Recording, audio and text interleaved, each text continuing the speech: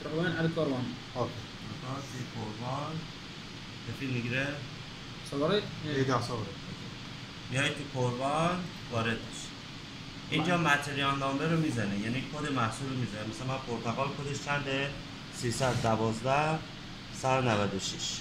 ثبت هنا الكودات 312 196. لاکی جوس پرتقال 200.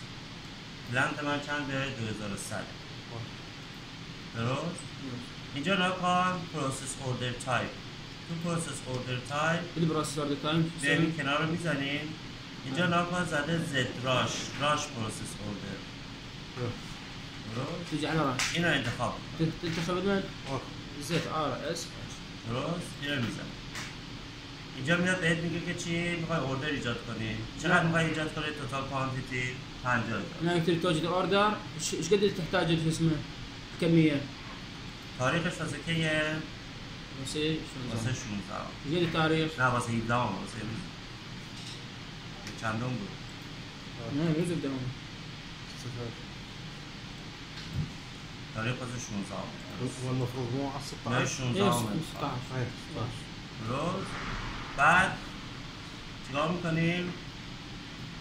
این پرچم رو نگاه کن. شوف هذا الرايه ايه این پرچم رو انتخب هذا الرايه اوکی میکنیم.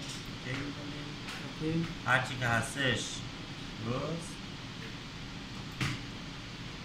این نیست این مادر نداری بیخیال میشی. برمیگردیم کنسل سیو تحفظها ریلیز اوردر رو میزنه. دیدی؟ شفته؟ دکمه ریلیز اوردر رو میزنه.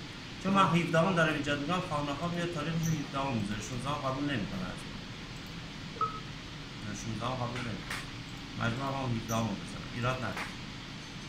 يقول لك ما يقبل يعني زين. 16 لازم 17 لان انا قاعد اسوي اليوم ماشي. درست سیوش کرده. الان نکن. اسوي حفظها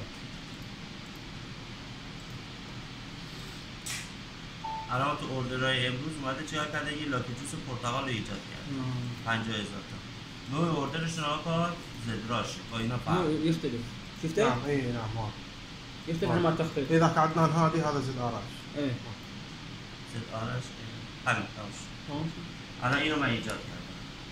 هسه احنا وجد البرتقال حالا این دوتا رو اینو ایجاد کنه. هسه وجد لدينا الاثنين اوكي.